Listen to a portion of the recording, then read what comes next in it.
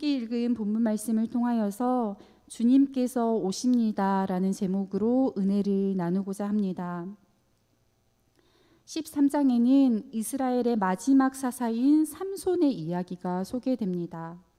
1절 말씀을 제가 읽겠습니다. 이스라엘 자손이 다시 여호와의 목전에 악을 행하였으므로 여호와께서 그들을 40년 동안 블레셋 사람의 손에 넘겨주시니라. 이스라엘 자손은 또다시 여호와 하나님 앞에서 악한 일을 저질렀습니다. 끈질기게 용서하시는 하나님의 은혜를 저버리고 끈질기게 악을 쫓아갔습니다.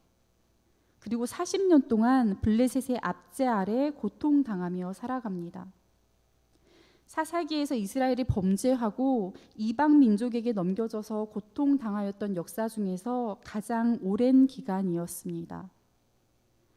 그런데 죄악이 습관이 되고 마음이 돌덩이처럼 굳어져 버린 이스라엘 백성은 하나님께 부르짖는 것조차 잊어버립니다. 지금까지 이스라엘 백성은 심판 때마다 하나님께 부르짖었습니다. 3장 9절에 이스라엘 자손이 여호와께 부르짖음에 15절에 이스라엘 자손이 여호와께 부르짖음에 6장 6절에서도 이스라엘 자손이 여호와께 부르짖었더라. 10장 10절에 이스라엘 자손이 여호와께 부르짖어 이르되라고 증언합니다. 그렇습니다. 이스라엘 백성은 고통 가운데 있을 때마다 하나님께 부르짖었고 하나님은 그때마다 들으시고 그들을 이방 민족의 손에서 그들의 압제에서 구원하셨습니다. 그런데 오늘 본문의 말씀에는 40년간 지속된 블레셋의 압제에도 이스라엘 백성이 부르짖었다는 기록이 없습니다. 극도로 피폐해진 이스라엘 백성은 회개의 기능을 상실해버린 것입니다. 그들은 더 이상 부르짖지 않았습니다. 반복되는 범죄 속에서 죄를 죄로, 압제를 압제로 인식하지 못하는 회복 불능의 상태가 되어버린 것입니다. 그런데 하나님은 그들에게 찾아오십니다. 2절의 말씀을 함께 읽겠습니다. 소랏 땅의 단 지파의 가족 중에 마노아라 이름하는 자가 있더라. 그의 아내가 임신하지 못함으로 출산하지 못하더니 여호와의 사자가 소랏 땅 단 지파의 가족 중에 사는 마노아 부부에게 찾아오십니다. 마노아의 아내는 임신하지 못하는 여인이었습니다. 2절에서 임신하지 못함으로 라는 말의 원어 아카라는 뿌리째 뽑다라는 뜻을 가집니다. 단순히 임신이 늦어져서 임신이 되기를 기다리는 상황이 아니라 마치 뿌리가 뽑혀버린 나무처럼 아이를 낳을 수 있는 근원이 완전히 말라버린 절망적인 불임 상태를 의미합니다.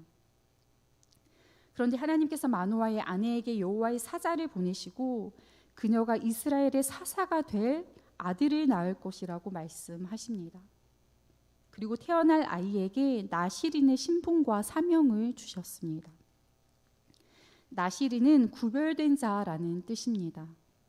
일평생 혹은 특별한 헌신을 위해서 한시적으로 세상과 단절하고 스스로를 구별하여서 하나님께 자신을 봉헌한 자를 말합니다. 4절에서 5절까지의 말씀에는 아이를 잉태한 어머니와 태어날 아이가 지켜야 할 정결의 규례가 기록되어 있습니다. 여인은 곧바로 남편에게 가서 자신이 경험한 것을 자세하게 이야기하였습니다. 그런데 이 여인은 자신이 만난 이가 누구인지는 정확하게 알지 못하였습니다. 6절 말씀을 제가 읽겠습니다. 이에 그 여인이 가서 그의 남편에게 말하여 이르되 하나님의 사람이 내게 오셨는데 그의 모습이 하나님의 사자의 용모 같아서 심히 두려움으로 어디서부터 왔는지를 내가 묻지 못하였고 그도 자기 이름을 내게 이르지 아니하였으며 본절에서 하나님의 사람이라는 표현은 3절의 여호와의 사자와는 다른 단어로 기록되어 있습니다. 여호와의 사자가 하나님의 천사를 가리킨다면 하나님의 사람은 보통 선지자 혹은 하나님과 특별한 관계가 있는 사람을 지칭합니다. 마노아의 아내는 여호와의 사자를 단순히 모세나 자신이 지금까지 경험하였던 다른 선지자처럼 하나님의 뜻을 전달하는 하나님의 종으로만 알았던 것입니다. 어디서부터 왔는지를 묻지 못하였다라고 하는 말도 사람을 만날 때 그의 출신을 중요하게 여겼던 당시의 문화를 생각할 때 여호와의 사자를 사람으로 여겼다는 증거가 됩니다. 불임인 아내가 임신하게 되었고 아들을 낳을 것이라는 예고를 들은 마누아의 마음은 어땠을까요? 기뻐 뛰면서 하나님께 감사해야 하지 않겠습니까? 그런데 마누아는 의심합니다. 8절에 마누아가 여호와께 기도하여 이르되 주여 구하옵나니 주께서 보내셨던 하나님의 사람을 우리에게 다시 오게 하사 우리가 그 낳을 아이에게 어떻게 행할지를 우리에게 가르치게 하소서라고 기록되어 있습니다. 마누아는 하나님의 사람을 다시 보내어서 아이에게 어떻게 행할지를 알려달라고 기도합니다.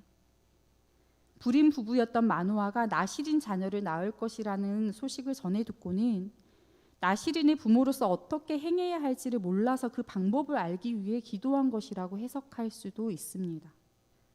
그런데 이후의 마누아의 행동을 살펴볼 때 사사 기드온이 여호와의 사자의 말을 믿지 못하고 표징을 구하였던 것과 같이 비슷한 행동이었음을 알 수 있습니다. 의심으로 드린 기도였지만 하나님은 그의 기도를 들으셨습니다. 하나님의 사자가 밭에 앉아있는 마누아의 아내에게 다시 임하시고 여인이 남편에게 그 사실을 급히 알렸습니다. 아내를 따라가서 하나님의 사자를 만난 마누아는 그가 이전에 아내에게 말했던 자인지를 묻고 확인합니다. 그리고 아이가 지켜야 할 법도와 아이의 할 일이 무엇인지를 다시 묻습니다. 그렇습니다. 마누아는 여호와의 사자가 자기 아내에게 이미 하나님의 뜻을 밝히셨지만 자신에게 직접 들려달라고 떼를 썼습니다.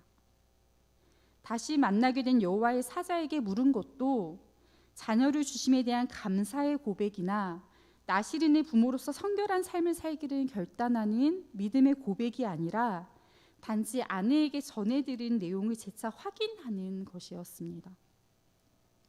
또 15절의 말씀에는 마누아가 여호와의 사자에게 새끼 염소를 한 마리 잡아서 대접할 때니 잠시 기다려 달라고 간청하는 모습이 기록되어 있습니다. 여호와의 사자는 마누아에게 기다릴 수는 있지만 번제는 자신이 아니라 마땅히 하나님께 드려야 한다고 알려줍니다.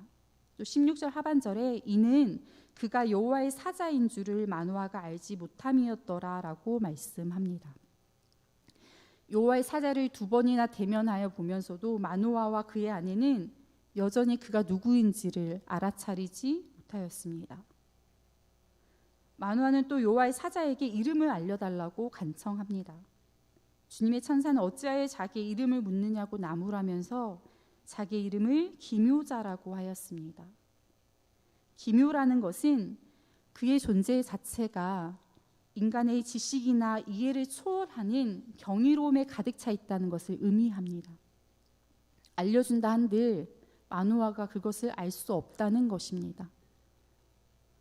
마누아는 새끼 염소 한 마리와 곡식 예물을 가져다가 바위 위에서 주님께 드렸습니다. 20절 말씀을 함께 읽겠습니다. 불꽃이 제단에서부터 하늘로 올라가는 동시에 여호와의 사자가 제단 불꽃에 휩싸여 올라간지라 마누아와 그의 아내가 그것을 보고 그들의 얼굴을 땅에 대고 엎드리니라. 주님께서는 마누아와 그의 아내가 보고 있는 데서 신기한 일을 일으키셨습니다. 제단에서 불길이 하늘로 치솟고 주님의 천사가 제단에 불길을 타고 하늘로 올라갔습니다. 마누아 부부는 이것을 보고 얼굴을 땅에 대고 엎드렸습니다. 그들은 그제서야 그가 여호와의 사자인 줄을 알았기 때문입니다. 22절에서 마누아는 우리가 하나님을 보았다라고 고백합니다. 마누아는 여호와의 사자의 정체를 깨닫고 두려움에 휩싸였습니다. 그러나 그의 아내는 침착한 말로 남편을 안심시켰고 하나님의 일하심에 대한 기대를 고백합니다. 그리고 약속하신 대로 하나님은 마누아 부부에게 아이를 주셨고 이스라엘의 마지막 사사 삼손이 태어납니다. 24절 말씀을 함께 읽겠습니다. 그 여인이 아들을 낳음에 그의 이름을 삼손이라 하니라. 그 아이가 자라매 여호와께서 그에게 복을 주시더니. 삼손은 작은 태양 혹은 태양 같은 이라는 의미입니다. 블레셋의 압제 아래서 고통받고 있는 어두운 시대를 태양처럼 밝게 비추는 삶을 살라는 마음으로 지어준 이름입니다. 마노아 부부에게 비로소 참 소망이 회복된 것입니다. 그리고 하나님은 복을 내려서 삼손이 잘 자라게 하셨습니다.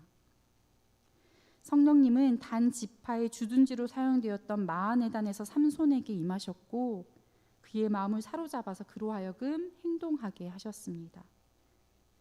삼손은 그때부터 이스라엘을 구원하시려는 하나님의 도구로 사사로 쓰임 받았습니다.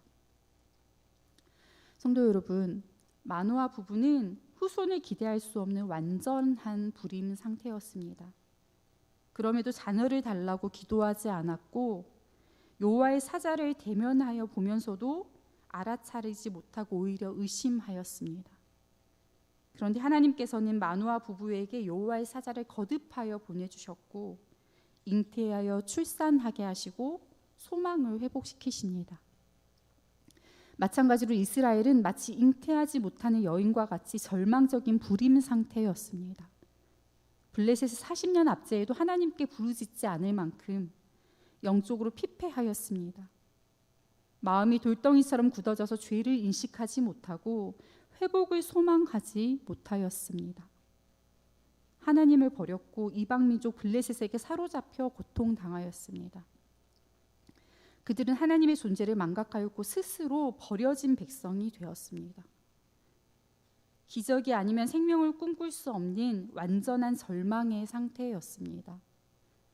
인간의 힘으로 도저히 감당이 안 되는 그때에 이스라엘 백성이 창조주 하나님을 찾지조차 않는 그때에 하나님은 그들에게 오셨습니다. 기묘자이신 하나님, 인간의 의식과 이해보다 크신 하나님께서 이스라엘의 삶의 자리, 그 절망의 자리로 찾아오셨습니다. 그리고 하나님은 다시 이스라엘을 구원할 사사를 세우십니다.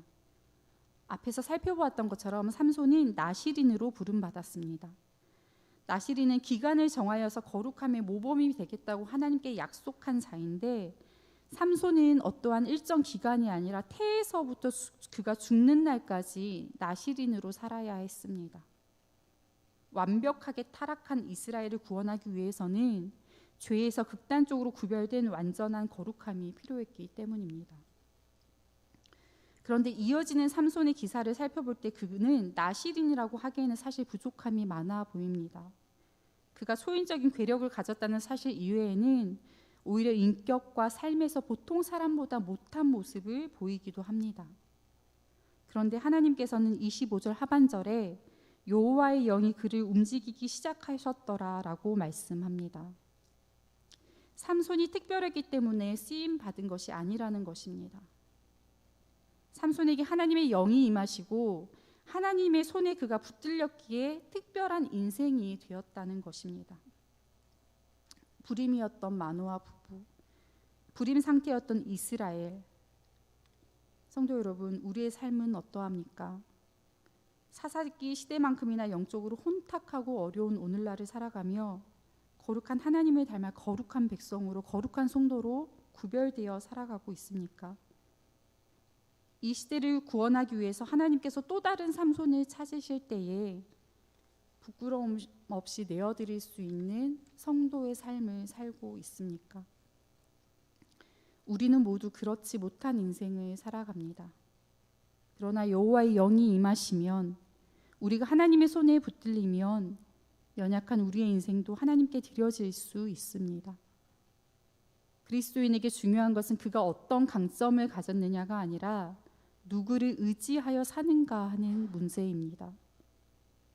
하나님은 아무런 약점 없이 자기 힘을 의지하여 사는 사람을 통해서가 아니라 열매 맺지 못하였던 영적 불임의 상태를 깨닫고 하나님 앞에 철저하게 회개하는 사람, 많은 약점을 가졌더라도 하나님의 도움을 구하고 하나님께 의지하여서 자기 인생을 내어 맡기는 사람을 통하여 일하십니다.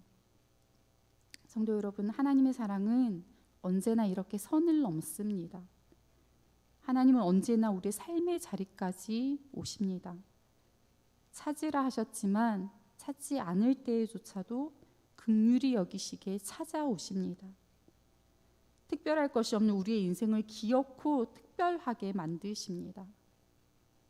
우리 곁에 와 계신 하나님을 발견하지 못한 채 완고한 마음으로 스스로 버려진 백성으로 살아갈지, 죄의 압제 아래 비참한 인생이었음을 인정하고 하나님께 삶을 의탁하여 살지 결정해야 합니다.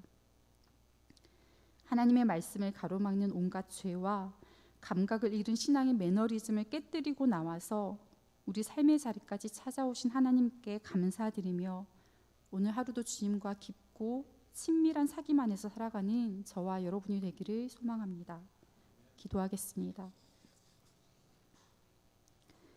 영적 불임의 상태로 열매 맺지 못하는 우리를 불쌍히 여기시는 하나님, 죄로 인해 돌덩이처럼 무뎌진 우리 마음을 사랑의 온기로 녹이시고 어느새 곁에 와 계신 주님을 발견합니다. 찾지 않을 때에조차 찾아오시는 주님의 사랑에 감격합니다. 하나님의 끈질긴 용서와 끝이 없는 사랑에 감사드립니다. 우리에게는 우리의 의식과 이해를 넘어서는 주님의 사랑을 담아낼 언어가 없습니다. 말로 표현할 수 없는 사랑을 주님께 고백합니다. 하나님, 우리는 여전히 연약하고 죄에 넘어지지만 하나님의 영이 임하시면, 하나님의 손에 붙들리면 구원의 도구로 쓰임받는 인생이 될 수 있음을 믿습니다. 하나님을 우리 삶에 끼워 맞추려 했던 어리석음을 버리고 기묘자 하나님, 우리의 의식과 이해를 초월하는 하나님의 경륜에 우리 인생을 내어 맡깁니다. 어려운 상황과 유혹에 흔들리지 않는 단단한 마음, 고난 중에도 하나님을 신뢰함으로 감사할 수 있는 믿음을 허락하여 주시옵소서. 하나님 손에 익숙하게 쓰임받는 충실한 일꾼들 되기를 간절히 소망하며 우리 구주 예수 그리스도의 이름으로 기도합니다. 아멘.